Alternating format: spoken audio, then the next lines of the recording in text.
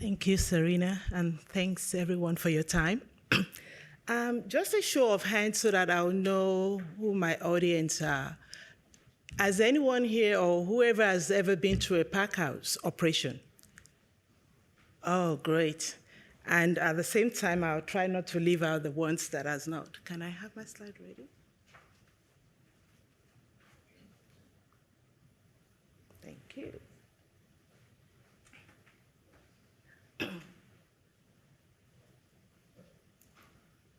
So basically, when it comes to packing, we have all those harvested beans coming to the pack house. It comes in with different quality in terms of sizes, color, defects, pressure, breaks. They're just so different. So when they come in, a commit to pack line means everything in those red beans has to be packed, even if I don't have a sale for it at the moment.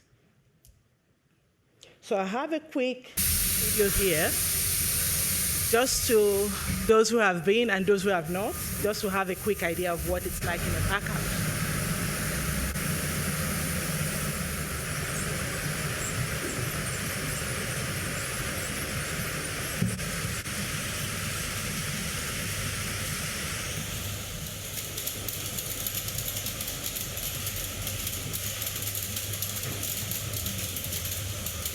So we still have sorters who will still take some of the defects out while it's going through that, drops into the water bath, a bit of washing. Now we don't do much of waxing, so that's been for the last 2 years. So the fruit goes all the way to where it then gets packed or filled into trays.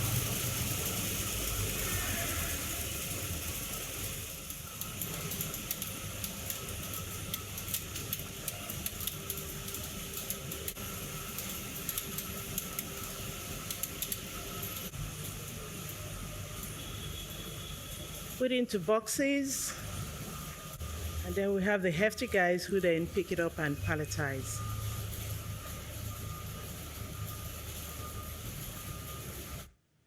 So if I'm going to put this to perspective, I come in on a typical day, come into the packing shed. I have customer order requesting 72 cartons of large fruit, 120 cartons of medium size fruit. My input, I have about 236 of those red beans to pack and 39 staffs to do the job. It's a full shift, so I've got a man-hour machine or man-hour of 250 and a half hours. My output, my productivity at that, I've got now, packing this, I'm also packing at the same time for different customers. So let's assume this particular customer AB, has requested for 72 large and 120 medium. And I've only been able to do oversize of 67, 72 large, well, I got that, medium 88, 120. Well, unfortunately, I won't be able to meet the customer order.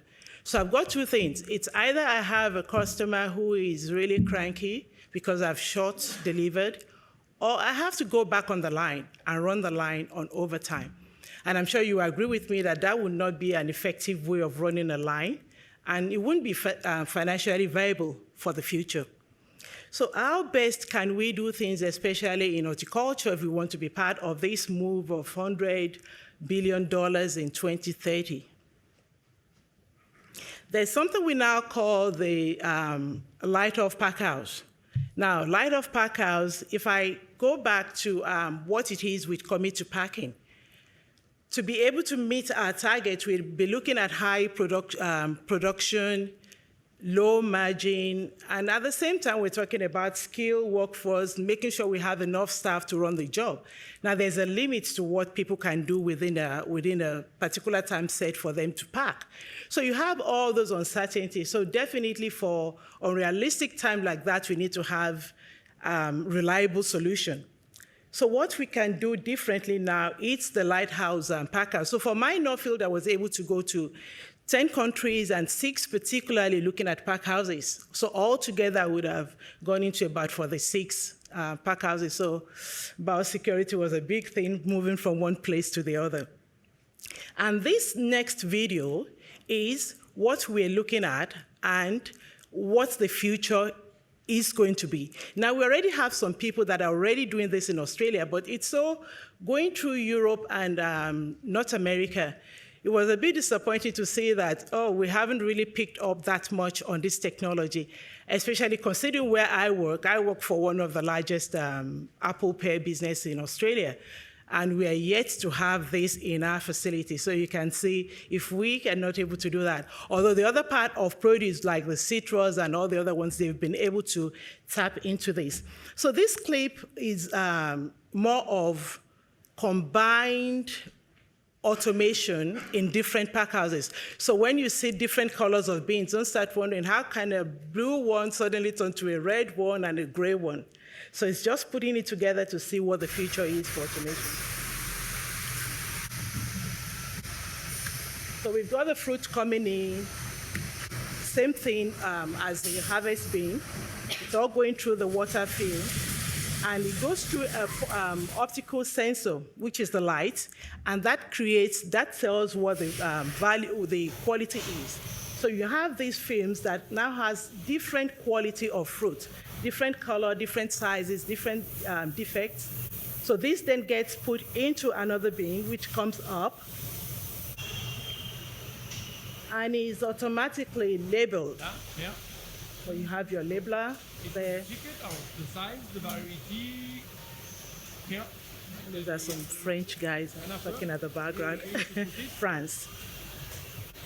So it goes there, you've got that ready, and then you have the forklift coming to pick it up. Now, this will go into storage for when it's required to be packed. Some of the companies have gone further to not even using forklift to having automated forklift. So virtually, you don't even have forklifts at all within the premises. Now, this one, because it will go a little bit fast. Look at the end. There's a blue bin that's about to come out, and there's another one that's about to come in. So which means the ones that's just been filled up at the pre-sizer is now going into a high bay storage. Now, when it gets into a high bay storage, the fruits are stored into specific location. Then the next thing is when I come in the morning, I have my customer order of what is required. Through the interface, I'm able to tell the robot of what is required for that packing that day, and that's where the next bin, which was coming out, now takes that to the pack line. So it gets to the packing line, you have the robotic arm that's picking the fruit and put it in trays.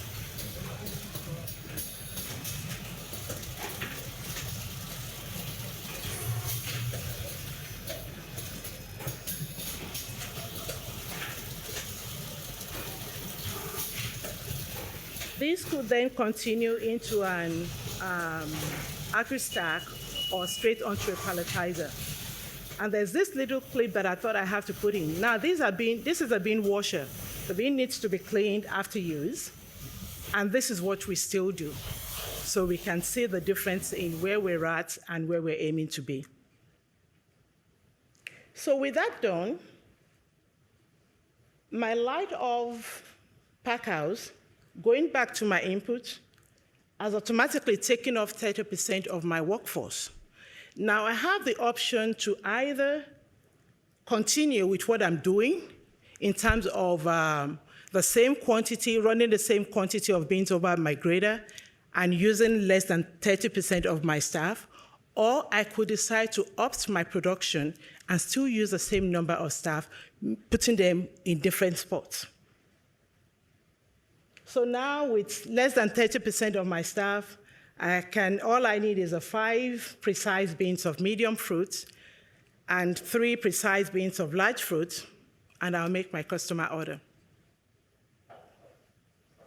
This is a summary of the pack houses I went to. So if I put them in category, I'm looking at 4 different ones. The commit to pack, which most of Australian pack houses still does.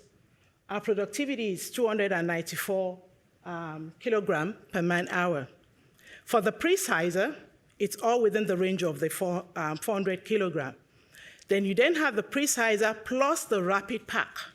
And when we're talking about the rapid pack, we're saying, because when you do your pre-sizing, you can choose to have mixture of seconds and first if you're not sure who your customer is going to be, because you don't want to have it well, cleaned up, you have it as a class 1, and then you suddenly have a customer who is happy to take a little percentage of seconds. So you have to make sure that, for a rapid one, that means you already know who your customer is, you've already packed it to what their requirements are. And that's why you have the big difference between the pre-sizer and the pre-sizer rapid pack. And then when you use a robotic packing again, well, we're in our thousands. So what does this mean to us as an industry?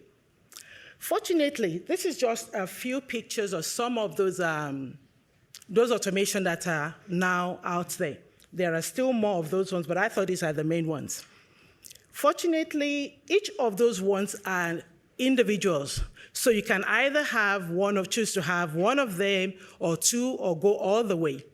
Now, there is cost, definitely, but a must-have for everyone is the pre-sizer, because you already know what you have in store, you know what you can bring out when you have a customer order that comes in. Challenges, cost. That's always a big one. If you're going all the way, we're looking at something close to $50 to $54 million. Pre-sizer, I think, is about $5 to $10 million, depending on how large you want this to be. So cost will be a restriction for a lot of people. But like I said, because you can do them individually, do them at different stages of what you need, then it could be something that we could work around with. The fruit supply. Jeftomson is one of the big ones, and we pack about 35, or in a year we'll do about 35,000 tons. But if you see most of the other companies in US and Italy, we're talking of 54, 60,000. So that shows us where the growth is. We can see that what we're doing now, we can do double what our current packing regime is. So, but then you need to make sure that you have enough fruits to be able to run those things efficiently. And I'll talk briefly about that when I'm looking at the opportunities. And the big one is always the human capital requirements, which is a skill set, which Michael also spoke about. You now have, if we look at that, I've taken 30% off, and I have about 27 staffs to play around with. And there are other things that I would require them to do. Like a lot of the manufacturers that I spoke with during my travel, all they kept saying that the technology that they've developed is more of a turnkey technology, turnkey concept, which means you just come in there and turn it, but then that means you need to have a special skill, which is a skill different from what you have now. Now, you really don't need much skill to go there to put fruit in trays. But then you were looking at technicians who would also run the line and also plan production and deal with people, which is a very hard one. Because if you do a lot with technicians, which would be most of the trade people, or mechanical skill, electrical, and all those ones, the human perspective skill might not really be there. So you're trying to look at the soft skill that you need to develop. So this would be a big challenge for us. And labor union would also be one, because the first concept, or the first thing that comes to anyone's mind, even with what I showed, was that there will be job losses. Yes, there will be job losses. No, there's not going to be job losses, because it depends on the way you see it. If I choose to still run my 35,000 tons, there might be job losses, but then I'm not making value for the investment, for what I've invested. So my best bet would be increase my production and still have the same set of people that are still working for me. All I then need to do is to retrain them, reskill them to where they would be effective and do more job. And some of the places I visited, like you saw the ones where they have automatic labeling. For some of those businesses where their concern is more about the community, they go to the extent and say, rather than having an automatic labeler doing my job, if my community depends on working on my business for their jobs, then I'm not going to run my equipment to that efficiency. I might make it about 70%. In that way, I can still use human to do a few of those other jobs. So the opportunities we have, like I said, is that big gap in between what we're doing now and what we would need to process if we go on to automation. First one will be collaboration. We have this, like in Italy, France, there is more of a cooperative type of system. So you can go to a pack house, they could have about 200 or 300 growers supplying into to pack house. And I remember when I asked someone a question about that, I said, why don't we do much of that in Australia? And they said, oh, don't go there. I said, okay, that's okay. We don't have to go to cooperative, but there are other things that you can do that will be similar to that. So if you have a pack house that is set up or spend money to invest on these things, you have other small growers, because from Shepparton area where I'm from in the Goulburn Valley, you can see some small growers. They still have this thing that they must pack their fruit. I spoke with one earlier last month, and he said, last year he started packing.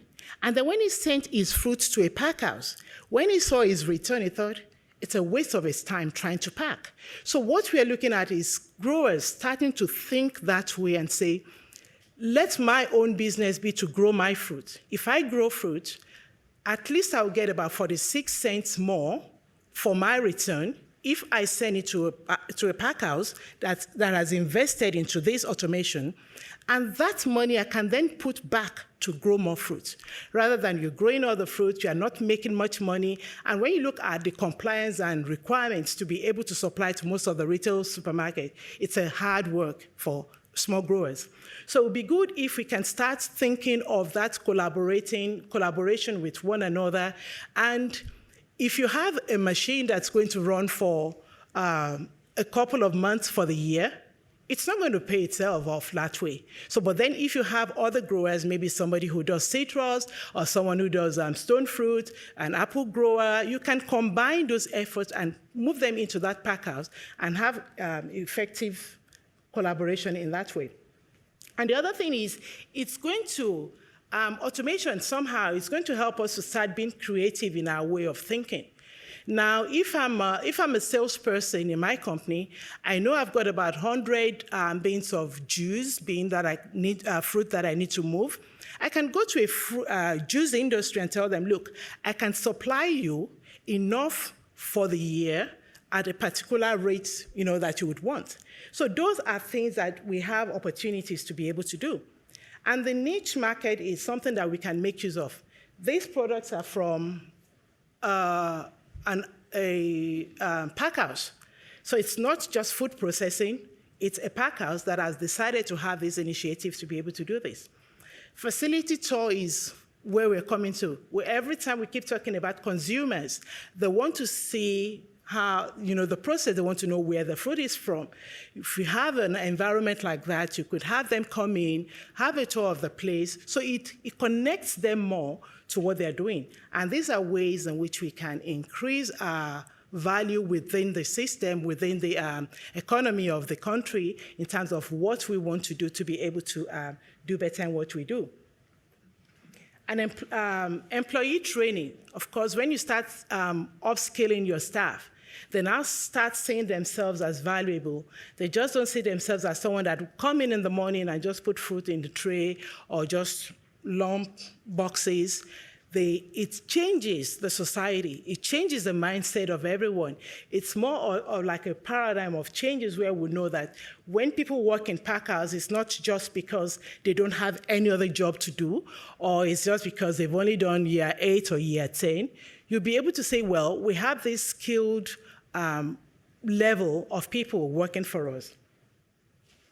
So the good thing about it is that for the pack house facility, we'll not only be able to add value to the economy, help with the target that we're looking at, but also be able to make social change, which is where my own passion really comes in.